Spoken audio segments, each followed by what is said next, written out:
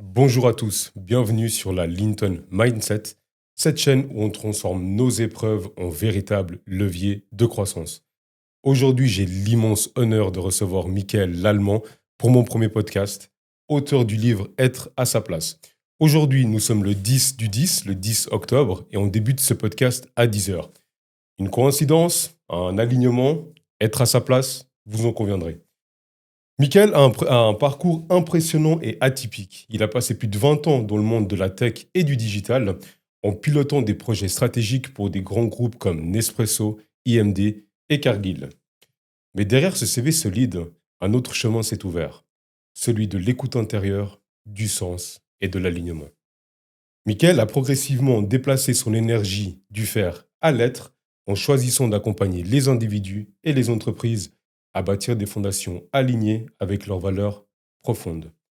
C'est ce cheminement entre cartésianisme et quête spirituelle, entre transformation digitale et transformation intérieure, qu'est né son livre Être à sa place. Dans le livre, on y trouve une réflexion vivante sur l'alignement intérieur, la clarté dans les choix, la relation à soi et à l'autre. Autant d'éléments essentiels pour bâtir non seulement une vie alignée, mais aussi une entreprise qui a du sens et qui dure. Mais ce n'est pas seulement un livre de réflexion, puisque Michael nous met à la tâche en nous proposant plus de 50 exercices pratiques pour avancer avec lucidité, confiance et cohérence. Au fond, c'est une vision du travail et de l'entreprise plus humaine, plus consciente, où la vraie performance naît de l'alignement entre ce que l'on fait et ce que l'on est. Dans ce podcast, on va explorer son chemin, les signaux qui lui ont montré qu'il n'était plus à sa place, les moments de bascule, mais aussi ses motivations profondes et ce que cela veut dire concrètement trouver sa place dans sa vie et dans son travail. Merci Linton. Mais salut!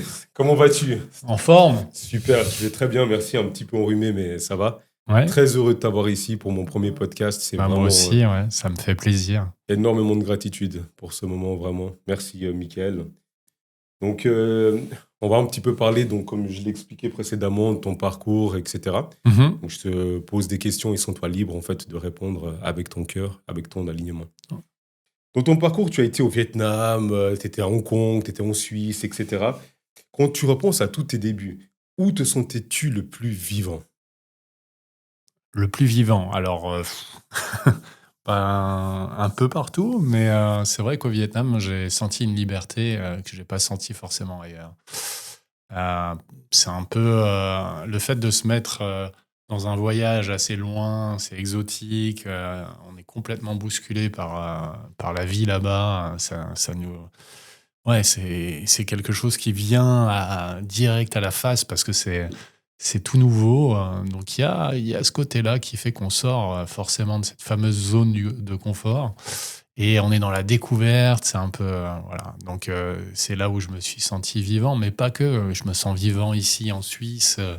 Quand je fais ce podcast avec toi, je me sens vivant presque tout le temps, quoi. C'est la vie qui nous traverse, même si des fois c'est difficile, intense, qu'il y a des tempêtes intérieures et extérieures.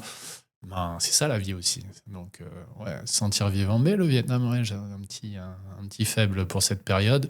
Bien que maintenant, c'est quelque chose qui fait partie du passé, quoi. Je suis passé à autre chose. Et puis, c'est très bien comme ça. Là. Donc, être avec toi aujourd'hui, voilà, je me sens vivant. Très bien, je te remercie. Donc, je ressens en fait cette maturité quelque part. Si je t'avais posé la question il y a 20 ans en arrière, est-ce que la réponse aurait été différente? Ah, certainement, ouais. Il y a 20 ans en arrière, bah, j'y étais au Vietnam il y a 20 ans, ouais, ouais. Donc, ouais, elle aurait été différente, mais tu sais, moi, j'ai bien apprécié toutes les périodes de ma vie. Il y a eu des périodes un peu plus, moins sympas, mais en gros, ça, quand tu regardes avec le recul que j'ai maintenant, ouais, c'est clair que c'est un peu différent, ouais, c'est sûr. Je pense que t'as raison de le souligner. Quel a été le premier signe discret que tu n'étais plus à ta place? Alors, Euh, je ne sais pas si on peut dire qu'on n'est plus à sa place vraiment, mais on peut ressentir qu'au niveau du corps, il y a quelque chose qui va pas. Quand on est tendu, quand on arrive, qu'on va vers quelque chose, qu'on travaille dans un lieu où bah, on n'a pas envie, on a la boule au ventre, ça arrive à beaucoup de monde. genre de signaux-là, ben, ça nous dit à un moment, bah, il y a quelque chose qu'il faut peut-être ajuster, quoi. Il faut peut-être accueillir les choses qu'on ne veut pas voir ou clairement on n'y est pas, quoi. C'est pas quelque chose qu'on veut faire. Donc c'est tous ces signaux-là, c'est souvent le corps qui nous parle. Et il vaut mieux l'écouter avant que ça qu'il y ait quelque chose comme un burn-out ou une maladie ou quoi que ce soit qui vienne, quoi. Parce qu'en fait, c'est ça, c'est lui qui est là pour nous dire les choses. Et si on l'écoute pas, ben, on peut se retrouver avec des vacances 2 semaines et on passe la moitié de nos vacances au lit malade, quoi. Et ça arrive souvent, ce genre d'histoire. Donc, ça m'est D'accord. arrivé aussi. Mais ouais, juste une fois. Et clairement, ben, voilà, il y a des choses qui se sont passées et la vie a fait que bah, je suis parti de cette Bon, expérience-là. on aura l'occasion de revenir. Donc, tu parlais justement de choses qui ont changé en toi, des ressentis qui montraient que tu n'étais plus forcément à ta place. On y reviendra, mais c'est intéressant parce que là, je pense que pour nos auditeurs, ça peut être intéressant d'avoir un cas concret réellement de ressenti, mais ça va venir. On va pas aller trop vite non plus dans les questions. Et là, la première chose en fait qui m'a interpellé en fait avec toi, c'est que on a vu donc tout ce parcours extrêmement cartésien et comment en fait un ingénieur en informatique rationnel cartésien en est-il venu à écrire un livre sur la spiritualité? C'est venu naturellement en fait parce que ingénieur informatique, oui. Moi, enfin, j'ai un parcours ouais, atypique ou pas, hein, mais en fait, j'ai fait des études, maths sup, maths spé en France, ingénieur informatique. J'ai travaillé dans l'informatique pendant plus de 20 ans. Et donc, cartésien, forcément, structuré dans la gestion de projet, dans beaucoup de choses, en fait. Et en même temps, dans le sport, dans les voyages, forcément, l'Asie, le Vietnam, la Suisse, les montagnes, tout ça, enfin, voilà. Et, euh, et maintenant, c'est quelque chose qui est venu à une période de ma vie où je m'y attendais pas. J'ai eu une expérience de vie assez particulière où ben, j'ai eu une rupture avec ma première femme. Et pendant cette période-là, en fait, la spiritualité s'est invitée. Ok. Elle s'est invitée par bah, des rencontres. Des rencontres. Un pote qui m'a introduit quelques livres à lire. Et puis, de fil en aiguille, rapidement, en fait, j'ai commencé à ressentir un peu d'énergie dans les mains, comme ça. Voilà, qui me traversait. Donc, moi, j'étais en Asie, le chi, tu vois, le tai chi, le qigong, ce genre de trucs. Et en fait, je vivais ça progressivement. Et puis, une autre rencontre a fait que ben, j'ai eu un déclic, un vrai, quoi. Quelque chose qui a vraiment de transformateur, qui a fait que la spiritualité, en fait, elle s'est invitée à l'intérieur de moi plutôt que j'aille la chercher. Et ça s'est fait rapidement, quoi. En quelques semaines, ouais. Est-ce que tu peux décrire, est-ce qu'il y a eu un moment, vraiment un point de bascule, quelque chose qui s'est passé à un moment précis? Si oui, est-ce que Ouais. tu peux nous le décrire? Alors, c'est un peu personnel et intime, mais allez, on va y aller, hein. On est là pour ça. En fait, bah, j'ai rencontré quelqu'un, donc c'est mon pote Nico. Il m'a dit, va voir un tel, elle est là, elle peut te dire quelle pierre est bonne pour toi. Alors moi, j'étais pas du tout là-dedans, mais vraiment pas. Je m'étais acheté un petit bracelet en jade que j'adorais et tout, et puis j'étais là voir. Je savais pas pourquoi j'allais là, ouais. Mais bon, j'y étais. Et puis elle me rencontre, et puis il y a quelque chose qui se passe. Elle me dit des choses. Ouais, je te connais d'avant, quoi. Direct.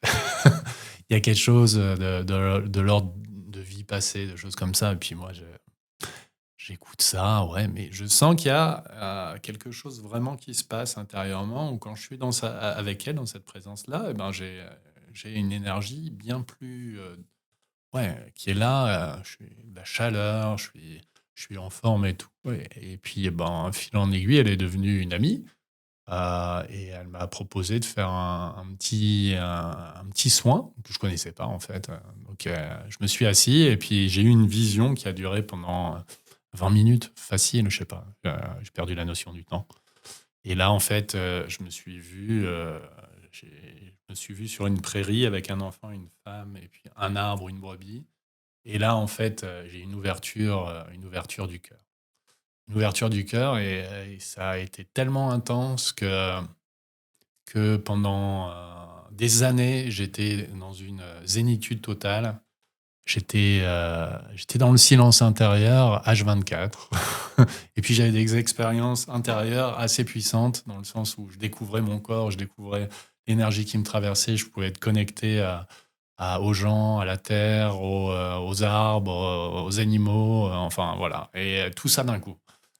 Et du coup, tu passes je dis pas de rien à tout, mais tu passes d'une vie où bah, tu n'as pas conscience de ça à une vie où bah, tu as une énergie qui te traverse continuellement, et bah, tu découvres des choses qui sont dans les bouquins que j'ai lus après, en fait. Ok. Donc Ça- l'aspect cartésien, il a aidé ou pas. Enfin, si, peut-être, dans le sens où bah, j'ai voulu expliquer ce que je vivais.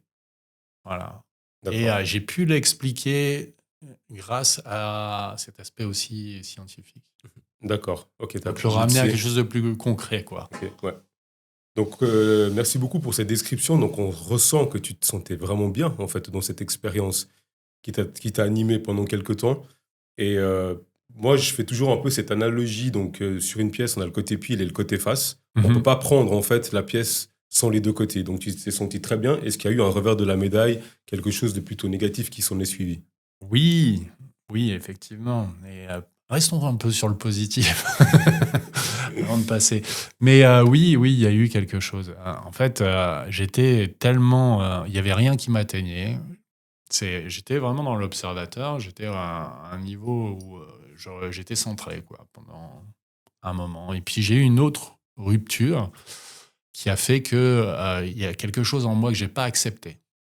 J'ai eu une émotion qui était là, j'ai eu quelque chose, une blessure, ça a touché une blessure d'âme. Et du coup, comme tu dis, l'autre côté de la pièce, on l'a vu. Je l'ai découvert, et ça a duré aussi pendant un certain temps, quoi. C'était une période où j'ai pu voir l'envers du décor, accueillir ces parts sombres, mais au début, pas du tout. J'étais dans un rejet et une lutte intérieure complète, surtout je ressentais cette énergie qui poussait. Donc ça me mettait vraiment pas bien, quoi. Mais j'ai appris à accueillir ça, en fait. Et à travers cette blessure, en fait, tu te découvres. Et c'est avec le recul, comme on disait tout à l'heure, en fait, tu me disais 20 ans en arrière, machin. Là, avec le recul, en fait, c'est ce qui fait que tu évolues. C'est ce qui fait que tu vas vers qui tu es Ouais. profondément, en comprenant de mieux en mieux. Tu sais, le connais-toi toi-même, c'est un peu ça, quoi. C'est pas le chemin toujours facile. On a tous notre chemin, et on prend des chemins de traverse. C'est pas un chemin qui est tout droit, quoi. Mhm. Tu vois, Complètement. et du coup, ben, par l'expérience que tu traverses, ben, tu apprends de toi-même, qui tu es, quoi. Et clairement, en fait, le fait d'avoir eu cette expérience extatique, spirituelle, enfin, je sais pas comment dire ça, cette ouverture du cœur, bah, ça m'a quand même énormément aidé pour traverser un truc qui était de l'ordre de très, très dark, très Ok. profond. Sans aller voir un médecin, sans aller en parler forcément. J'étais dans une période où, après, je l'ai fait avec certaines personnes qui m'ont aidé, quoi, tu vois, à être plus dans l'accueil de ce que je vivais. Ok. Et du coup, ben, ça, ce que j'ai touché, ben, je l'ai compris. Et du coup, ben, c'est une force derrière. Parce que une fois que tu te connais, que tu acceptes ça, que tu l'accueilles et que tu le transcendes, et ben, tu pèles une couche, tu vois, de l'oignon. Ouais. C'est un petit peu l'image de l'oignon. En fait, t'es pas dans le développement personnel où tu ajoutes des couches, des masques, des filtres. Ok. Tu retires une couche, tu retires une autre, et puis tu montes comme ça dans une spirale, qui est une spirale ascendante, Ouais. où ben, en fait, tu as quelque chose qui vient à toi, tu découvres un comportement, une croyance, et tu es toujours dedans, mais t'en es conscient, en fait. Et tu vois ta réaction, et à un moment, en fait, tu arrives à agir différemment, à regarder ça différemment, à avoir un regard sur ça, une perspective différente qui fait, hop, paf, tu passes euh, dans l'intégration du truc, et tu n'es plus touché par ce genre de choses. C'est les patterns qui Ouais. reviennent, les trucs, les machins. Et en gros, voilà. Je ne sais pas si j'ai répondu entièrement à ta question. C'est superbe. Et d'ailleurs, il y en a d'autres des questions qui émergent. Il y a un point qui m'a interpellé, c'est que justement, dans le développement personnel, on voit qu'on doit rajouter des Ouais, un couches. stage, un Et truc, là, un justement, visuel, ouais. c'est le contraire. Donc, c'est on enlève des couches pour revenir quelque part à quelque chose de central, Ouais, de plus vrai. de plus vrai. D'accord. Ouais, ouais. Ouais. À te regarder en face, en fait. Ok. C'est-à-dire que, en fait, c'est pas. En fait, à mon sens, la spiritualité, tu peux la prendre en tant que bisounours, rose bonbon, bleu, tout ça. Et ça, c'est une belle partie de voir l'amour, et l'amour est là partout, tout le temps. Mais l'amour, c'est pas juste le côté rose, le côté bonbon. C'est aussi le côté se voir tel qu'on est, accepter, accueillir ces parts-là pour pouvoir les transcender et être plus vrai avec soi-même. Tu vois. C'est plutôt dans ce sens-là. Tu vois. La découverte, retirer des couches. C'est excellent. Ouais. Et se mettre à nu. Je ne vais Ok. pas me déshabiller, mais l'idée, c'est un peu ça, quoi. C'est se mettre à nu. Et c'est pas un chemin forcément agréable tout le temps. Voilà. Mais quand tu acceptes d'aller vers ça, en fait, tu en retires aussi énormément. Et là, tu soulignes un point que je trouve, ça m'émeut beaucoup, parce que c'est quelque chose, enfin, dans les enseignements, dans les livres que je lis, ça me parle énormément. Quand on t'entend, on perçoit cette part d'accepter toutes ces facettes, que ce soit donc du positif ou du négatif. Et je vais faire un lien avec un livre que je lisais de Deepak Chopra, qui s'appelle Le livre des coïncidences. Et il disait que chaque personne devrait se dire qu'il a un petit peu d'Hitler en lui. Ah, Et justement, si une fois dans notre bah vie... écoute, ouais. Ouais, non, mais c'est dur comme phrase à entendre hein, quand tu la lis. Bah déjà, qu'est-ce que ça t'a fait de lire ça? Bah, sur le premier coup, ça m'a impressionné, mais après, quand il explique pourquoi, Hmm. on se dit, ah mais oui, peut-être qu'un petit peu, bah, si une fois j'ai jugé telle personne par rapport à une origine ou quelque chose, bah, j'ai un petit peu d'Hitler en moi, puisque j'ai discriminé Ah, ouais. quelque part dans ce sens-là. Donc c'est clair qu'on n'est pas à son niveau, mais il y a une petite parcelle de... Et c'est Ouais, là mais où... on a à l'intérieur de nous, tu vois, tu parles de facettes. Bah, aimer toutes ces facettes, c'est un chemin, quoi. Et c'est aussi accepter, accueillir la différence, comme tu le dis, des autres, mais de toi-même. Parce que tu sais, s'accepter soi-même, sa différence, c'est ça aussi. Et et tu peux avoir une part comme ça en toi, très là, quoi, qui prend des fois le dessus sur certaines situations. Et en fait, si tu te juges derrière, c'est pas que tu la renforces, mais tu vois, tu la repousses. Donc elle va crier plus fort, quoi. Comme un enfant, tu repousses, il va crier, quoi. Et en fait, c'est un peu ça. Donc, accueillir ces parts-là, les voir, en être conscient, parce que c'est ça, en fait, c'est le soleil qui met de la lumière là-dessus. Et ben, c'est beaucoup mieux dans le sens où ça va mettre en lumière ce comportement, cette origine-là, qui peut venir de beaucoup de... ouais, ça peut venir de plein d'endroits différents. Mais en gros, ouais, c'est aimer ses facettes, comme tu dis, Ouais. et accueillir sa différence, celle des autres, parce qu'en fait, il y a cet effet miroir, le fameux effet miroir. Et en fait, s'il y a quelqu'un qui, en face de vous, vous énerve, vous fait quelque chose que... Ouais, c'est quelque chose... enfin, c'est... La personne qui est là, qui vous horripile le plus, c'est peut-être le plus grand maître que vous aurez dans votre vie. C'est-à-dire, il va vous montrer des parts de vous que vous refusez, vous êtes dans le déni. Et ça, d'écouter ça, d'entendre ça, ça peut choquer, quoi. Et c'est là, en fait, de se regarder en face. Et que c'est pas confortable, quelquefois, tu vois. Ouais. Par exemple, moi, dans le côté colère excessive, je retenais ma colère. Et puis, du coup, quand ça éclatait, les peu de fois où ça éclatait, c'était... Et j'ai appris à faire face à ça, à accueillir ça, à aimer dans le sens où, ouais, c'est devenu une énergie que je peux canaliser et être pas dans l'abus, mais plutôt dans l'autorité juste, tu vois, du coup. Et quand tu parles justement d'accueillir toutes ces facettes, là tu parlais de colère. Le risque aussi, c'est que, bah, par exemple, de refuser potentiellement cette colère, forcément, tu disais aussi bah, que ça peut se retourner contre nous, puis on peut se faire violence à nous-mêmes, alors que c'est quelque chose qui n'a pas été exprimé quelque part. Exact. Ouais. Ouais. On a vraiment ce côté d'accepter toutes ces facettes sans les juger. et qui est quelque chose d'extrêmement puissant Et pas évident, mais ouais. essentiel, quoi. Ouais. Mm. Accepter toutes ces facettes.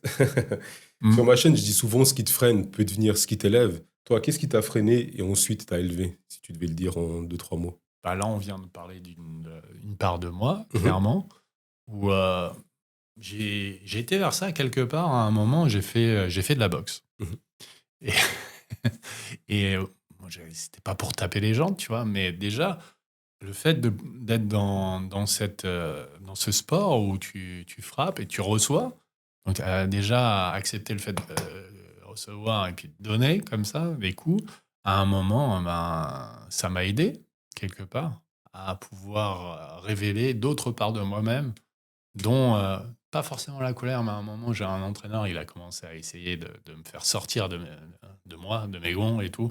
Puis j'ai vu qu'après ce qu'il a essayé de faire, puis j'ai pris le mec qui était en face de moi, je l'ai envoyé dans les cordes et je dis ah. mhm. Mais en gros, au-delà de ça, c'est dans les situations que tu vis quotidiennes, avec les gens, avec tes proches, et tu te révèles à toi-même quand tu peux t'exprimer. Quand la personne en face de toi, moi j'ai cette chance d'être avec une personne formidable, ma compagne, On et salue. qu'on salue, qui s'appelle Debbie, voilà.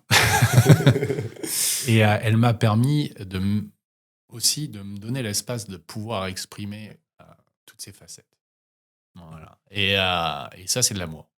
Clairement, elle m'a donné ça, je me suis donné ça, c'est de l'amour dans le sens où après, ben, en fait, tu peux t'accepter et puis ça devient plus aussi paisible aussi dans un certain sens, tu vois. Et c'est pas de se dire ah non, ça se fait pas. Tu vois. Et, C'est un peu. et quelque part, d'accepter en fait toute cette facette, n'est-ce pas justement le meilleur moyen de justement, comme tu l'as dit, de ne pas avoir de jugement, de ne plus avoir de jugement et de vivre la vie de manière plus paisible quelque part, Ouais. sans nourrir des choses négatives et autres, en jugeant, etc. Est-ce Mhm. qu'on peut... Oui, oui. Après, je pense qu'on juge tout le temps, hein. Clairement, hein. On retombe dans le juge, on juge les autres, on se juge énormément et beaucoup. On est notre pire ennemi dans le sens où le juge intérieur, il est là. Mais c'est de le regarder, tu vois. C'est une fois que tu es rentré là-dedans, que l'émotion, elle est là, et ben tu vis l'émotion et tu peux observer en fait ce juge. Et une fois qu'il est vu par la conscience, et ben il s'amoindrit, Mhm, il perd de la puissance. mhm. Et du coup, en fait, tu t'acceptes et t'accueilles. L'accueil, c'est énorme, quoi. C'est un truc. C'est t'accepter tel que tu es et t'accueillir, en fait. Je préfère accueillir qu'accepter. Mhm. Accepter, je- c'est plus. Ouais, t'as pas le choix. C'est comme ça. Ouais. Mm. Mais accueillir, je pense que c'est le terme que je préfère. Mhm. D'accord, très bien.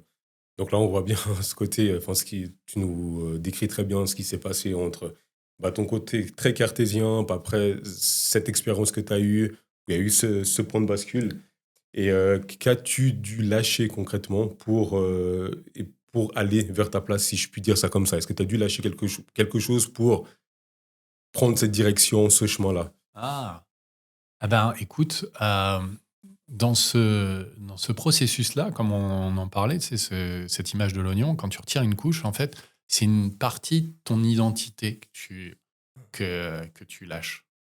Dans le sens où tu as tes croyances, tes conditionnements, tout ça. Et tu te construis une identité depuis que tu es petit, avec tes parents, ta famille, ton job, tout, quoi. En fait, tu te dis, je suis Michael, je suis ingénieur informatique, je suis sportif, machin, truc. Et en fait, t'ajoutes des couches d'identité.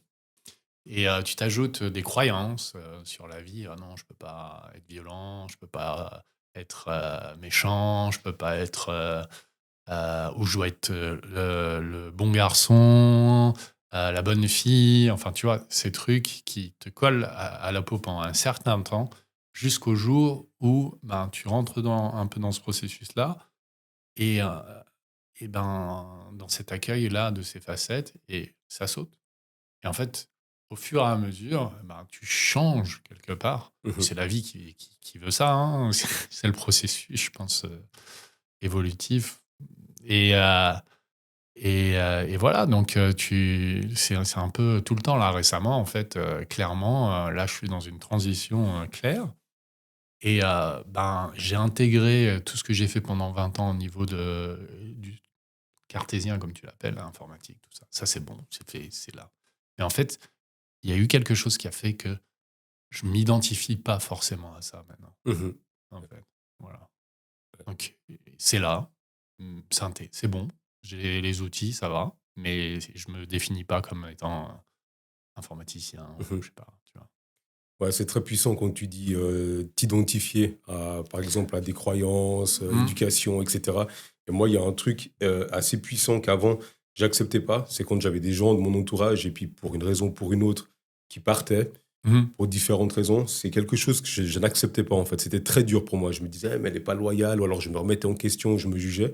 Et aujourd'hui, j'ai beaucoup de gratitude parce que je me suis dit, à ce moment-là, elles ont été là, puis elles avaient leur rôle à jouer à ce moment-là. Donc Mhm. aujourd'hui, j'ai beaucoup de gratitude, puis je me dis, bah, que la vie, elle change, comme tu dis, peut-être ces couches qu'on retire, qu'on remet de Mhm. cet oignon, qui Ouais. font qu'on change. Et aujourd'hui, ça, c'est quelque chose où j'ai totalement changé de point de vue, et c'est plus apaisant. C'est beaucoup plus apaisant, en fait. Donc, Bah, en fait, tu viens de le dire, à mon sens, hein, c'est ce changement de point de vue, tu vois, qui fait que la situation est la même dans les faits, tu ouais. vois, mais l'interprétation que tu en as, bah, ça change. Et en fait, tu le vois d'un autre angle et tu peux voir la situation peut-être de plusieurs angles pour avoir la perspective de ça et l'accueillir telle qu'elle est au final, hein, sans y mettre une émotion, un jugement, machin. Et du coup, c'est ça qui fait que tu as cette bascule sur ces multiples situations que tu as vécues. Et en fait, des fois, le fait de le faire sur un, ça peut débloquer plein de trucs. Mhm. C'est là où, Et ta perception du monde, elle change. Et puis les gens, ils se comportent différemment avec toi. Et en fait, tu redistribues un peu les cartes à chaque fois que tu fais ce travail-là. Mhm. Ouais, excellent. N'est-ce pas là, justement, quelque part, l'abondance, la richesse d'avoir une multitude de points de vue, quelque part, pour... Ouais, clairement, ouais. On se comprend. Ouais. D'abord, c'est différent. Moi, c'était drôle aussi, des fois, quand je marchais, des fois, on voit des personnes, des sans-abri, puis des fois, je me dis, mais ça peut être moi, en fait. Je suis celui-là aussi.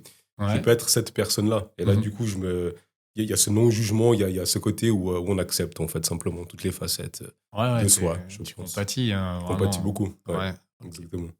Ouais.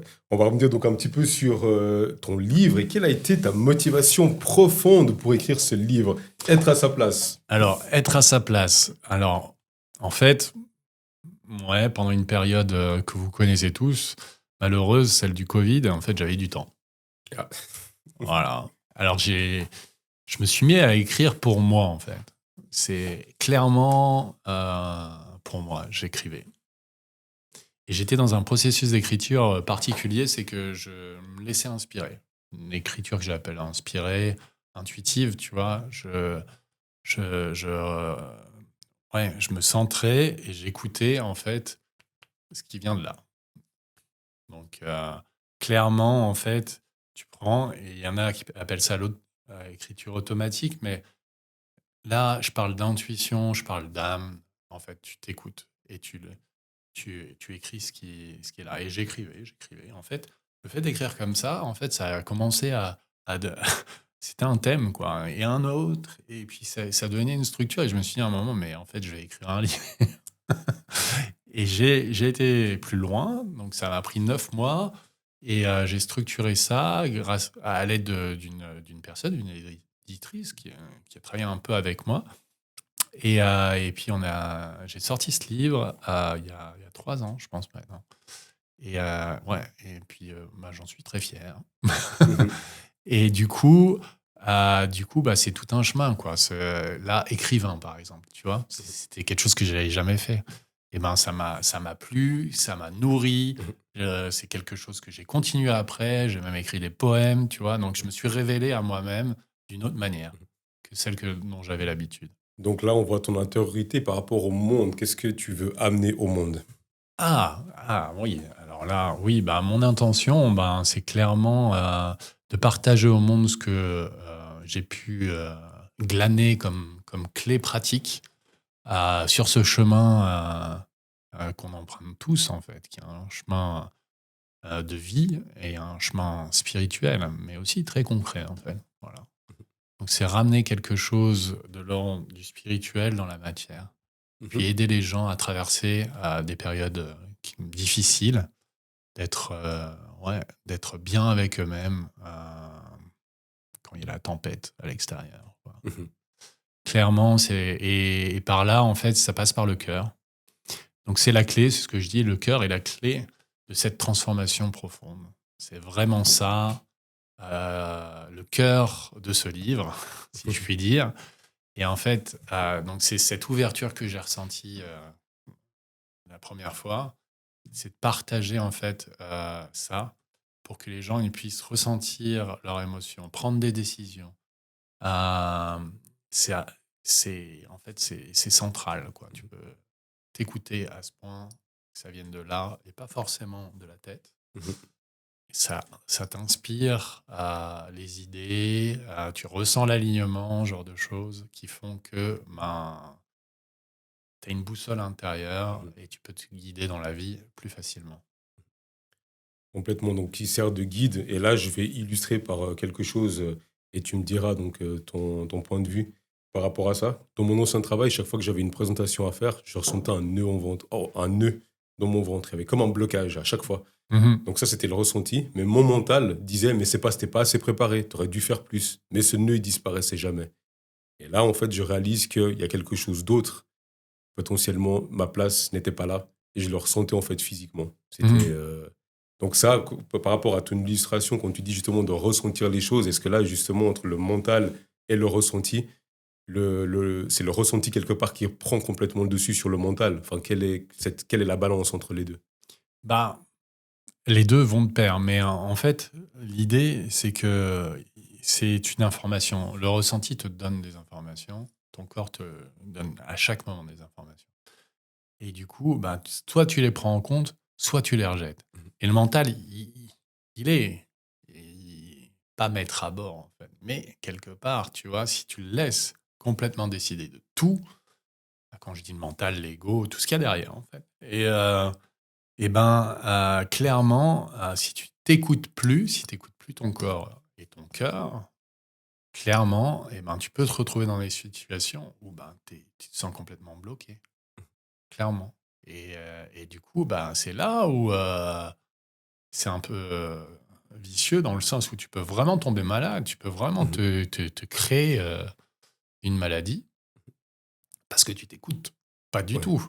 Et tu laisses le mental sur le papier, le job, tout ce que tu es en train de vivre, c'est génial, mais intérieurement, c'est pas du tout ce que tu veux. Intérieurement, c'est pas là où c'est pas ce qui te nourrit du tout. Tu vois, et c'est revenir à cette écoute intérieure pour aligner, en fait, le mental, il t'aide après. En fait, une fois que tu reçois l'info, ton mental, il peut t'aider à mettre en place les actions pour y arriver et aller vers ce que ton intention, tes aspirations profondes et ce genre de choses. Et là, ton énergie est complètement différente. N'est-ce pas là donc un excellent outil pour justement éviter les burn-out, chose qu'on entend énormément actuellement? Yes.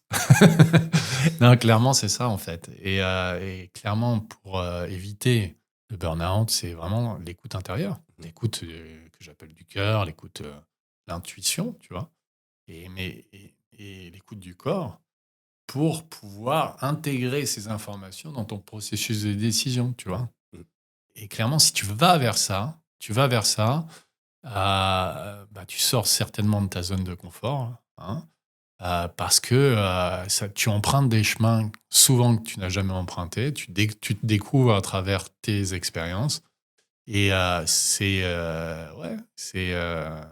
pas forcément confortable, il y a des peurs qui viennent et tout, mais c'est le chemin que tu ressens intérieurement et qui te donne la force, qui te plaît, il y a la joie derrière, il y a tout ça, quoi. Il y a l'enthousiasme. Et je pense que tu es en train de le vivre à travers ce que tu fais. On en a déjà parlé. Ouais, puis par exemple aussi, typiquement une autre chose, je l'avais dit dans une autre de mes vidéos, moi ce que je ressentais aussi, c'était les informations énergétiques. C'est-à-dire que dans mon ancien travail, j'investissais beaucoup d'énergie, mais j'avançais très peu.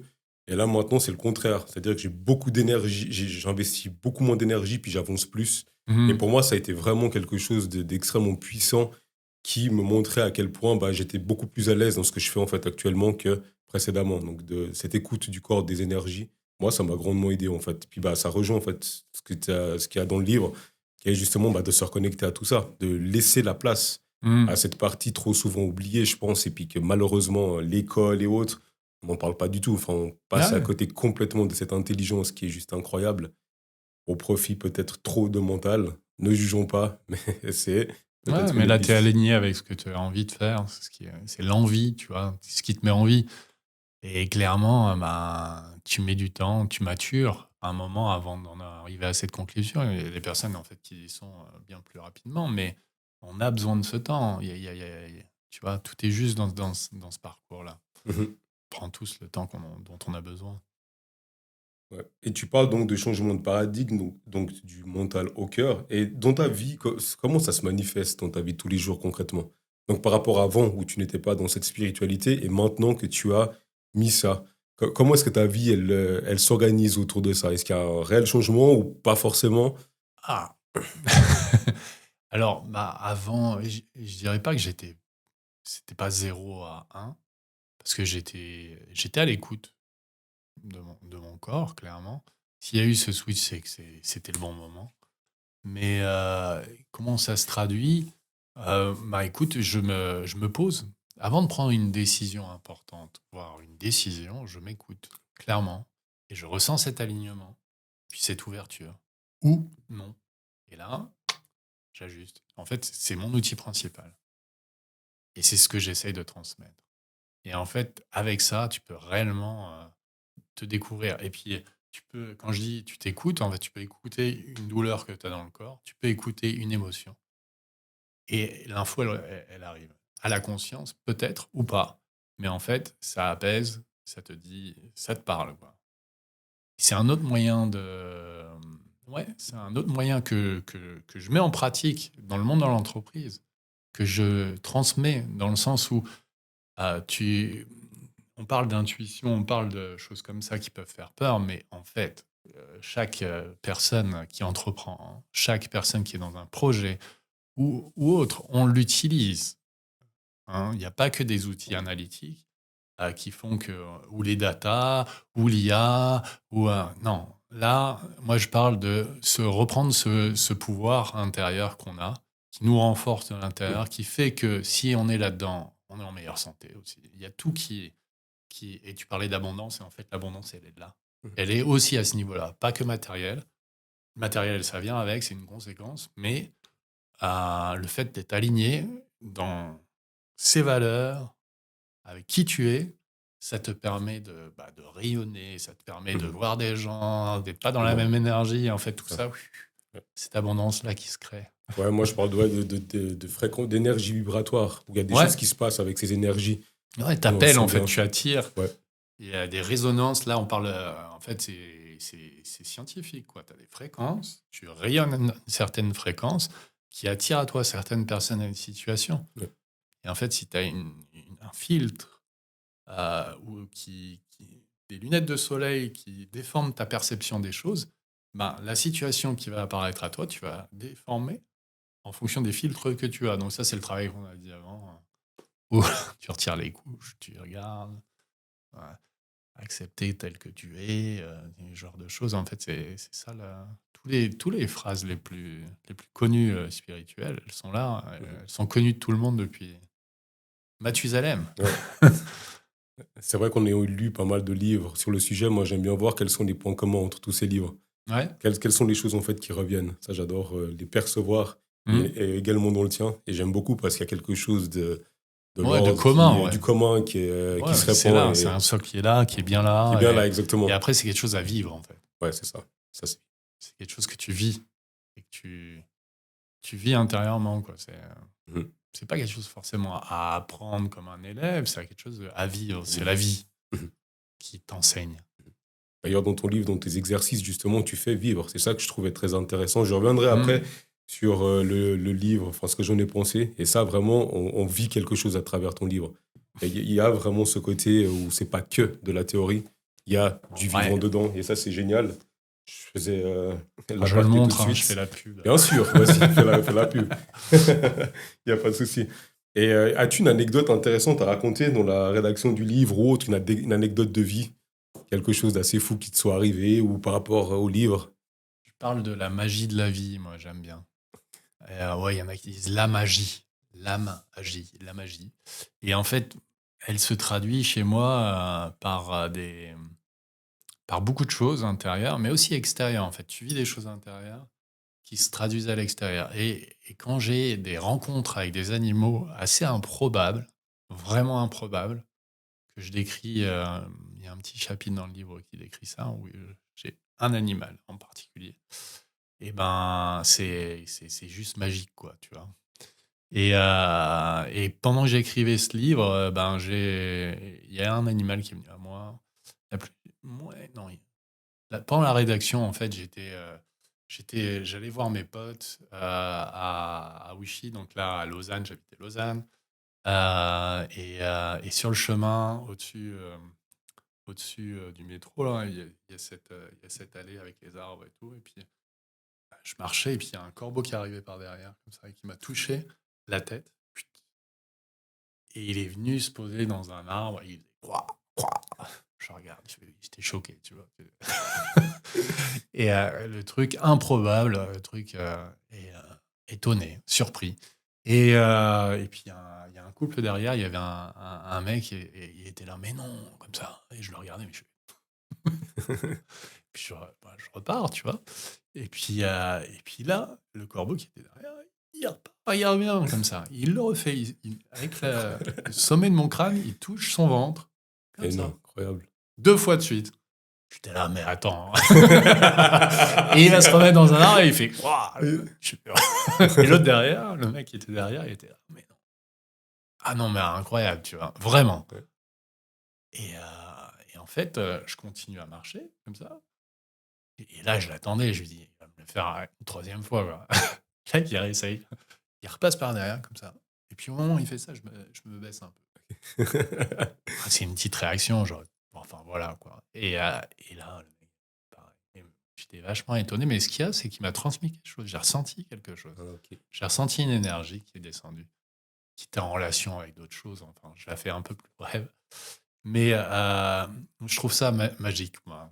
Tu vois, des expériences comme ça, j'en ai beaucoup, Ok. énormément, avec des animaux improbables. J'ai eu une chouette qui m'a suivi pendant 10 ans, Incroyable. qui vivait en face de chez moi, qui rentrait, tu vois. Ouais.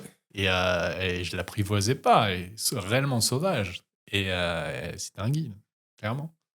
Donc, l'écriture de ce livre, il y a beaucoup de choses dedans. Il y a énormément de choses qui viennent de mon expérience, de mon vécu, de ce que j'essaye de transmettre. Voilà. Mais bon, ça c'était une petite anecdote parce que je parlais du livre Ouais. à mes potes. C'était au tout départ Mhm. de cette expérience. Peut-être un signe que justement c'était la chose à faire aussi, la chose à Ouais, il y a transmettre. plein de choses qui te disent que tu es sur le bon chemin. Ouais. Tu parles tout à l'heure, tu parlais de synchronicité, ce genre Ouais. de choses. Ah oui, c'est ça, c'est clairement des choses qui te montrent. Ah oui, c'est ça. Complètement. Ouais, ouais, j'en vis aussi beaucoup tes synchronicités depuis justement que j'ai choisi de prendre cette voie-là et c'est des Ouais. choses qui sont assez incroyables, quoi. Mais bon, c'est sur ton livre qu'on parle, sur toi. Et si maintenant, une autre question, on va prendre l'inverse. Qu'est-ce que pour toi être à sa place n'est pas? Tu devais dire. Un. Alors, être à sa place, ça n'est pas. C'est une bonne question. Je je sais pas. Alors, je vais peut-être faire mon politicien. Être à sa place, en fait, je pense naturellement qu'on est à notre place. Et quoi qu'il On arrive. est ou on est de naître? On est du verbe être ou naître? Ah, c'est joli ce que tu dis. J'y ai jamais pensé, mais ouais, on est à notre place, ouais, clairement. Et on renaît un peu tous les jours, quoi. Mais après, c'est la perception qu'on en a qui est. Ouais. On peut très bien être dans un environnement compliqué, mais être à notre place, clairement. Ce que ça n'est pas, ben, c'est de se convaincre que sur le papier, en fait, tout est génial, Ouais. quoi. Tout est machin, mais en fait, tu te sens très mal intérieurement. Mhm. Et tu te dis, mais non, mais c'est forcément ça, puisque je vis une vie de rêve que tout le monde voudra avoir. Mais en fait, ouais. Donc là, oui, Mhm. quand tu n'es pas du tout dans l'écoute intérieure et que tu es, au point de rupture, ben, tu peux te dire qu'il va falloir peut-être un peu s'écouter, quoi. Mhm. Et Même bah, si profondément, intérieurement, il y a quelque chose de bien plus profond qui fait que tu es à ta place. mhm. Je sais pas si c'est clair. Ouais, c'est clair, très clair. Ouais. Et J'ai essayé de rendre ça clair, mais bon. je te pose la question là ici pour rebondir là-dessus. Dans la spiritualité, enfin dans les livres, il y a souvent cette notion de silence qui revient, le silence, etc. Est-ce que justement ne pas être à sa place, c'est pas tout ce bruit quelque part, tout ce bruit extérieur, quand j'entends par bruit, ces conditionnements, ces idées, etc. reçues qui nous font peut-être qui nous font avoir une vision biaisée quelque part de notre intérieur. Je sais pas, c'est juste une réflexion comme ça qui. Hum, hum. Ouais, non, mais en fait, oui, c'est des interférences, clairement, hein. Parce que ce bruit, comme tu l'appelles, en fait, il peut venir de tes croyances, tout ça, mais il peut être extérieur aussi. Mhm, Tu peux ouais, regarder des infos, machin, et puis ça vient te chercher, tu vois. Il y a des choses qui se mettent. Ça peut te perturber. mhm, Euh, donc, clairement, c'est un facteur non négligeable. Après, revenir à ce silence intérieur, bah, clairement, bah, les exercices pratiques, c'est un peu l'idée. mhm. L'idée de revenir, de calmer un peu l'activité mentale, hein, de considérer que bah, quand tu lances ton ordi le matin, là, et si tu as installé plein de programmes qui tournent à fond, bah, ça te bouffe, Ouais. ça te bouffe ton CPU, ça te bouffe. Voilà, bah, c'est un peu ça. C'est si tu te lèves et dès le matin, tu arrives et qu'il y a des trucs qui tournent, qui te prennent la place au niveau du mental, et ben, c'est clairement perturbant pour ton énergie. On parle de performance. Mais oui, en fait, clairement, c'est pas parce que tu as plein d'idées à la seconde, que tu es complètement stressé, machin, que tu es performant. Non, c'est quand tu es clairement dans ce silence, limite silence, hein, clairement, et que tu es focalisé sur quelque chose et que ton attention, elle est à 100% sur quelque chose et que tu mets ton énergie là-dessus, là, tu es performant. Ça, c'est mon point de vue, Mhm. clairement. Et quel est le malentendu le plus fréquent dans cette approche-là, tu dirais? Ce malentendu par rapport à se reconnecter, d'être à sa place et autres. Y a-t-il un malentendu ou quelque chose que tu dirais, par exemple une pensée ou autre qu'on croit que. Ouais, et ben justement, en fait, faut faire attention dans le sens où quand tu recherches quelque chose, tu te dis, je ne suis pas à ma place, par exemple. Tu Mhm, es dans la recherche, tu es dans, euh, je veux arriver à cet état-là de conscience. Quand je médite, par exemple, ouais, voilà. Allez, je prends un exemple concret, tu veux, tu as ce bruit intérieur, et non, c'est un état que tu refuses, et tu veux atteindre ce silence. Tu vois. Euh, et ben tu crées un gap entre ta réalité qui est le bruit et ce silence. Et au lieu de l'accueillir, voilà, il y a ça, pour que en fait la conséquence c'est que ça se calme, machin, ah, t'es dans le rejet de l'expérience que tu es en train de vivre. d'accord, ok. Mhm, Et donc là, je pense qu'il y a une incompréhension sur beaucoup de choses dans la spiritualité et dans la façon dont c'est fait. Et ça peut amener des déséquilibres sévères. ok. Et je suis sérieux dans le sens où si la pratique qui est, OK, j'ai ressenti ça une fois, je veux y arriver et je suis dans le vouloir plutôt que dans se poser L'accueil. ça, l'accueil, Mhm, et ben tu crées des tensions.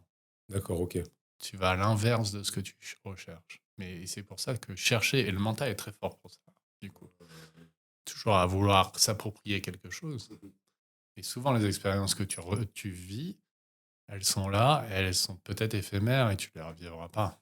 Et tu vas revivre d'autres choses. mhm, Et c'est plutôt l'accueil de ce qui vient mhm, que aller chercher forcément ou, ou, ouais, ou toujours être dans cet esprit d'amasser quelque chose, mhm, une connaissance ou pour arriver à un mhm. but précis, tu vois.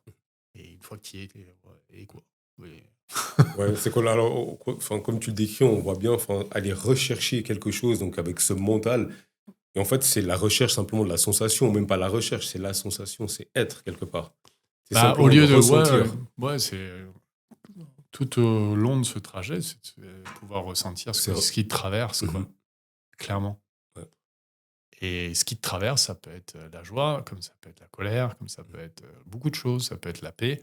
Et tu peux, une fois que tu es conscient de ça, eh ben, il y a quelque chose en fond qui est là, qui est de l'ordre de la foi, Mhm. de cette lumière intérieure qui fait que ouah, tout ce que tu traverses, en fait, ça va. Tu es dans cette foi ouais, ça c'est ma direction, parce que je l'ai ressenti, tu vois. Mhm. Même si c'est le chaos Ouais. extérieur. Parfois, hein, mais souvent ça peut être les synchronicités et ce genre de choses. Mais Par pas rapport à ce tout que le tu temps. dis, il y a un livre que j'avais lu qui s'appelle Le fabuleux pouvoir des émotions, où il parlait de la vie comme une forme de, comme un fleuve, en fait, comme une Ouais. rivière. Et puis Mhm. souvent, on navigue à contre-courant, à trop vouloir ci, ça, cela. Alors qu'en Ouais. fait, ce qu'il faudrait faire, l'idéal, ce serait justement de se laisser aller. On se fout du courant, de laisser aller. Et bon, ça rejoint en fait un peu ce que tu dis, donc, de cette quête de toujours rechercher, etc., de vouloir, Ouais, de, ouais. Vouloir à tout prix, des à tout fois, et prix, que le courant il est inverse, tu l'inverse. t'épuises, quoi. Exactement, ouais, c'est Clairement. exactement ça, ouais, tout à fait. Ouais, ouais. Donc on s'épuise complètement, puis c'est là où il y a toutes les désillusions, tous les problèmes en fait qui peuvent Ouais. apparaître. Puis Ouais. des fois, tu te regardes pas assez en face dans le sens où tu, tu as une image de toi-même qui est comme ça, mais en fait, tu y es pas, quoi. Et tu peux, par l'effort, atteindre quelque chose que tu veux mentalement. Je dis pas le contraire, Mhm. mais si tu te laisses porter, comme tu as dit, par ce fleuve, tu vas peut-être découvrir d'autres choses. Ouais. Et ce sera peut-être bien plus intrinsèquement vrai. Mhm. Et tu vas te révéler plus à toi-même qu'en étant dans ce chemin où tu vas galérer pour obtenir vraiment ce que tu veux, tu vois. Mhm. Mais ce que tu veux, est-ce que c'est vraiment quelque chose qui résonne intérieurement? Ouais. Mhm. C'est un peu ce travail-là. Tout à fait, ouais, je me retrouve tout à fait dans ce que tu dis. Pour moi, ça résonne aussi énormément. Par exemple, on nous dit on fait tel truc, telle chose, après on fait tel travail et puis on va être bien. Puis moi, il y a une grosse, très grosse désillusion à ce niveau-là, une énorme désillusion où justement il y a eu tout ce chemin, toute cette quête. Il y a eu ton livre aussi que j'ai trouvé aussi magnifique, enfin tous ces outils. Et puis d'un moment donné, ouais, d'accepter aussi les facettes, etc. C'est ça qui m'a permis de me reconnecter quelque part à une source, à quelque chose que je ressentais. C'était pas de l'ordre du Mhm. mental Mhm. et où, justement, à un moment donné, je me laissais simplement couler, simplement aller, etc. Ce qui n'est vraiment pas simple parce que c'est pas du tout ce qu'on nous apprend. On nous dit tout le contraire. Il faut de la performance, il faut aussi les peurs aussi. Les peurs, on est tellement guidé par ça Mhm. et d'apprendre à ne plus forcément avoir tellement peur. Donc, une fois on parlait tous les deux, je voulais aussi rebondir sur ce point. Tu me disais justement au Vietnam que bah voilà, vous viviez, vous étiez dehors, il n'y avait pas forcément des assurances, vous n'avez pas forcément des... Clair. Vous laissiez complètement vivre. Et puis d'être Tu m'étonnes. surassuré, c'est justement là où on crée des peurs. Et t'avais dit un truc très juste, ça m'avait marqué, c'est que ceux qui sont le plus braqués, c'est ceux qui ont le plus d'alarmes et de systèmes de sécurité. Donc il y a comme quelque chose là qui est assez Oui, révélateur. oui, ben, ça peut paraître choquant, mais parce que là, on est en Suisse, c'est ce que je vais dire. Parce que moi, je suis arrivé au Vietnam en 2002. Déjà, on était en moto, il n'y avait pas de casque. Il n'y avait personne qui avait un casque. Personne. Et ça a duré 5, 8 ans. Je sais pas, entre. Et ouais, et il y avait pas. Il y a beaucoup de choses qui étaient vécues d'une certaine manière. Et en fait, amener des couches d'assurance, de chômage, de machin, c'est super dans notre société, mais ça amène les peurs qui vont avec. Et ça dépend de comment tu le vis intérieurement, en Ouais. fait. Si tu te mets si ton intention et ce que tu vis intérieurement, c'est la peur que tu nourris, bah clairement, ça va pas le faire. Tu vas Tu vas vibrer. attirer, Ouais, tu vas attirer ça. Et si tu 100% as d'accord. peur, parce que tu t'es fait cambrioler, donc tu mets un système d'alarme, machin, un truc bidule, et ben, c'est pas, ça va te rassurer, mais c'est peut-être ce qui va aussi provoquer un deuxième cambriolage, Ouais, parce que tout à fait. tu nourris cette Tu peur. nourris cette peur, voilà, exactement. Et je dis pas que tu la Ouais. nourris forcément, hein, ça peut te rassurer et te dire, voilà. Mais ça dépend, vraiment, il faut regarder ça intérieurement. Mhm. Ouais. Ouais. Intéressant, ouais. Justement, ça m'avait marqué ce point-là. Après, comme tu disais, tu as évoqué le chômage. J'avais fait ma précédente vidéo YouTube sur le chômage, la Ouais, manière dont on le vit. Au début, tu as parlé aussi de miroir social. Ça, c'est un point aussi que j'utilise aussi beaucoup, avec justement ce miroir social. Enfin, ce qu'on pense, ce qu'on ressent, c'est ce qu'on va ouais. vibrer Moi, et c'est absolument les retours qu'on va exactement. avoir. Et moi, je le Je vois pense, 1000%, quoi. moi, il y a une phrase essentielle, c'est que ce qui est à l'intérieur, c'est de l'intérieur vers l'extérieur. Le Ouais, mouvement, il est comme ça. tout à fait. Il n'est pas inverse, en fait. Et donc, l'état de conscience dans lequel tu es, à l'instant, hein, parce qu'en fait, ça évolue, mais dans l'instant, ce que tu vibres, ce que tu es, ce qui te traverse, bah, va clairement influencer l'extérieur. Mhm. Après, l'autre est vrai. Ce que tu vis peut changer ton état intérieur. On est d'accord. Mais il y a ça vient de l'intérieur. Toujours, ouais, de l'intérieur. Ouais, c'est Mm. clair, On arrive gentiment au bout du podcast. Est-ce que tu as quelque Non. chose que tu veux encore dire Ah à non, mais moi propos de j'ai ton envie de. livre? Non, non, Ah, je moi veux non pas, plus, j'ai moi. pas envie. On préfère mais 4 heures, 10 heures. Ça passait tellement vite, c'est dingue. Ah ouais, c'est vrai que là, ça a été vite, hein. Ah oui, il y a une notion en fait que j'aimerais aborder. C'est la notion de respect en fait. Et en fait, elle est essentielle dans le sens où le respect, pour moi, c'est l'amour. Euh, c'est une partie, on va dire. Le respect de la différence, comme on l'a évoqué. Le respect de sa différence, se respecter soi-même et respecter les autres. Et clairement, si on en arrive là, eh ben, on aura gagné beaucoup de choses à tous les niveaux, au niveau de la société et partout, quoi. Et respecter la nature, respecter tous les règnes de la nature, les animaux aussi, parce qu'on ne les respecte pas, Mhm. vraiment. Et donc, c'est le dernier mot, Mhm. le petit mot de la fin, c'est cette notion de respect qui est une clé énorme, Mhm. vraiment. Et si on ressent une émotion telle que la colère, la frustration, derrière, il y a cette notion de respect. Mhm. Regardez si on se respecte ou pas. Voilà. Et un bref C'est ce mot entre petit. ton livre et le respect, si tu dirais. Tu devais coller ces deux aspects.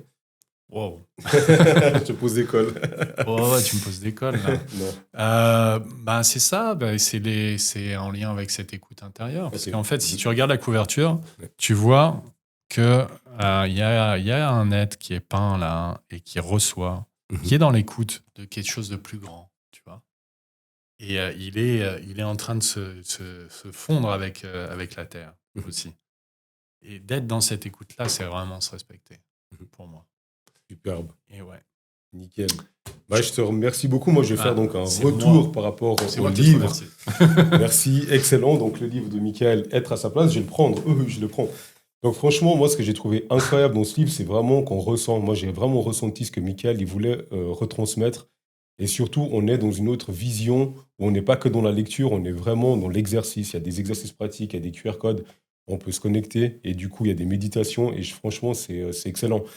Et dans le mot émotion, il y a le mot mouvement. Donc, émovere, mouvement. Et là, dans ce livre, on est complètement en mouvement.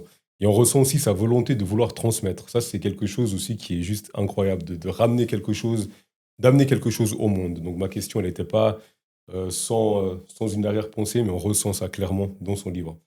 Mais par contre, il y a un petit point de Ah, danger dans ce livre, oh là. c'est que vous prenez vraiment un énorme risque de chambouler votre vie à justement peut-être aller dans une direction qui n'est pas du tout, qui n'est pas la vôtre en fait actuellement. J'ai fait de l'économie, je me retrouvais à travailler dans un bureau, etc., dans la comptabilité. Aujourd'hui, je me retrouve donc sur YouTube à faire des podcasts et je me sens vraiment aligné et beaucoup plus heureux. Et c'est tout le mal que je vous souhaite. Pour terminer ce podcast, je vais prendre une citation du livre de Dale Carnegie. Le livre, il s'appelle Comment se faire des amis. Il y a une phrase qui m'a beaucoup parlé. Ce que vous êtes parle plus haut que ce que vous dites. C'est-à-dire, choisissez le langage qu'il vous plaira. Vous ne pourrez jamais l'empêcher de révéler votre vraie nature. À savoir, pour moi, être à sa place. Merci beaucoup. Je vous remercie pour votre écoute, votre attention. Et on se revoit donc dans un mois pour le prochain podcast et la semaine prochaine pour la prochaine vidéo. Bye bye. Merci à vous. Merci. Merci, Hinton. Merci beaucoup.